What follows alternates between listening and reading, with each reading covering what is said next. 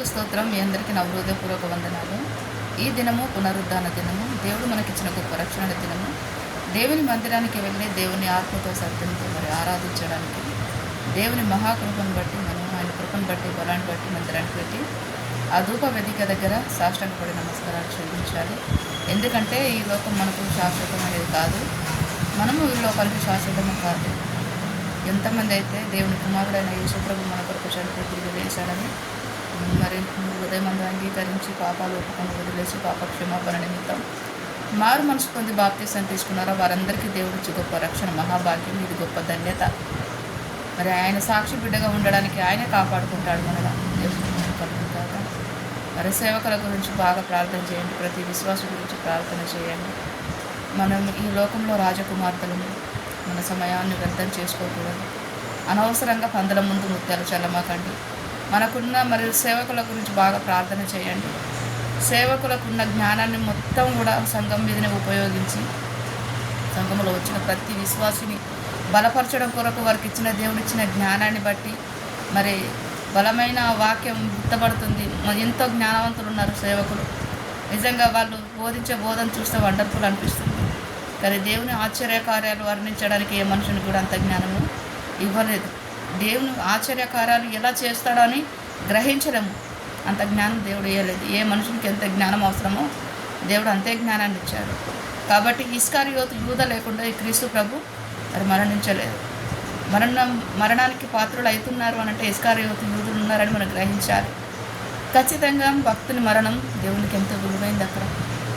కాబట్టి చంపినోడు కూడా చచ్చిపోతాడు ఏదో ఒకరోజు. ఈ లోకం తాత్కాలికమైంది కానీ మనకు గొప్ప ధన్యత ఏంటి అని అంటే మనం యుగాలు జీవిస్తాము. యుగాలు దేవునితో పరలోక రాజ్యంలో శాశ్వత కాలం మరి జీవిస్తాము. అదొకటే మన నిరీక్షణ. ఇక్కడ ఉన్న విలువైన వాళ్ళమే, మనం పరలోకంలో ఉన్న విలువైన వాళ్ళమే. ఎందుకంటే క్రీస్తు రక్తంలో కడగబడిన వారం మాత్రమే. కాబట్టి మూర్ఖుల ముందు అసలు మూర్ఖులకు ప్రత్యుత్తరం ఇవ్వకండి. వాటి ముందు ముత్యాలు చల్లకండి. బురదలో పోస్తాయి, బురదలో కుంపుతాయి అవి. పంది పరలోకం మొత్తమా అంటే అక్కడ బురదున్నదా అని అడిగిందంట. అలాంటి స్వభావం కలిగిన మనుషులతో ఎందుకంటే డిబెట్లు. అసలు వాళ్ళు పెట్టే పోస్టును కూడా చూడొద్దు. వచ్చినట్టు పక్కకు తీసి పడేయాలి.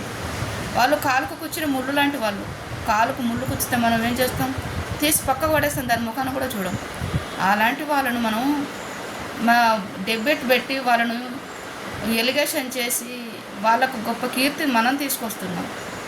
వాళ్ళను హైలైట్ చేసేది మనమే. మన బుద్ధి మన దగ్గర ఉండి మన విశ్వాసాలను బలపరిస్తే వాళ్ళు గొప్ప సైన్య సమూహం బలవంతులవుతారు, సేవకులవుతారు. ఆ సేవకులు కలిసి మోకరించి ప్రార్థన చేసే గొప్ప పరలోక రాజ్యమే ఇక్కడ దిగుతుంది. ఈ గ్రహింపు ప్రతి ఒక్కరు కలిగి ఉంటే దేవుని ఆత్మ కలిగి ఉన్న వాళ్ళేగా వస్తుంది. మన భక్తి అనేది నిండు సముద్రం వల్లే ఉండాలి, కానీ అది ఎగిసిపడేదిగా ఉండకూడదు. ఎగిసిపడుతున్నారని నేను అనట్లేదు. కాకపోతే అందరూ నమ్ముకోవాలని మనం ప్రేమిస్తే కాదు. దేవుడు ప్రేమిస్తే మనుషుడు ఏపటివాడంటే క్షణం కూడా సరిపోదు వాడు మారడానికి. క్షణంలో కనురెప్ప మాటన మారిపోతాడు, వాడు రక్షింపబడతాడు.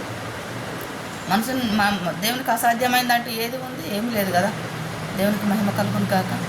కాబట్టి మనం దేవుని కృపను బట్టి రక్షింపబడ్డాం. ఆ రక్షణలో కొనసాగడానికి మన నోటి మాటలు, మన హృదయం ధ్యానం దేవునికి ఇంపుగా సువాసనగా ఉంచుకోవాలి. ప్రతిదినం మన చర్యలు కూడా ఒప్పుకొని వదిలేయాలి. ప్రతిదినం కూడా మనం దేవుని రక్తంలో కడగబడాలి, దేవుణ్ణి ఆరాధించాలి. ఈ లోకంలో మనకు ఏది శాశ్వత కాదు. దేని గురించి మనం మనసు పెట్టాల్సిన అవసరం లేదు. మన రహస్య జీవితం యేసు ప్రభు మాత్రమే. ఎవరు కాదు ఈ లోకం. కాబట్టి దేవునికి మహిమ కలుగును కాక మీ మాటలు నడుస్తున్నాను, సువార్త చెప్తున్నాను. దేవుని కుమారుడైన యేసు ప్రభు మన కొరకు చనిపోయి తిరిగి లేశాడని మీ హృదయమందు అంగీకరించి పాపాలు ఒప్పుకొని వదిలేసి పాప క్షమాపణ నిమిత్తం మారు మనసు పొంది బాప్తీసం తీసుకొని దేవుడు గొప్ప రక్షణ ఇస్తాడు. God bless you all of your family. భారతదేశం అంతటా కూడా దేవుని సువార్త వినబడింది. ఇక్కడ కాదు మనం సువార్త చెప్పేది. దేవుని మన పరిశుద్ధ గ్రంథంలో ఏముంది? సువార్త వినబడితే చాలు దేవుని రాజ్యం ఇక్కడికి వస్తుంది. కానీ యావత్ ప్రపంచంలో ఎక్కడో మారుమూల ప్రాంతాల్లో దేవుని సువార్త వినబడలేదు. భారతదేశంలో అనేకులు ప్రతి ఒక్క మనిషి విన్నారు.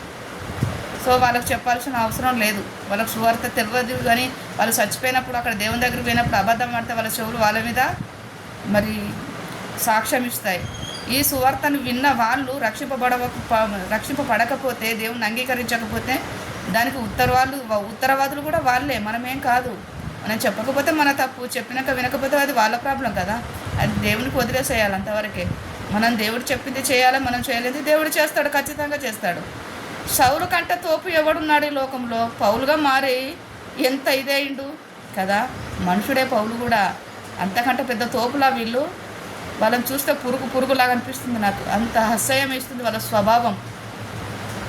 వాళ్ళ దేవుణ్ణి, ఏ దేవుడైనా ఏ విగ్రహమైనా ఏదైనా సరే వాడి జోలికి పోకండి.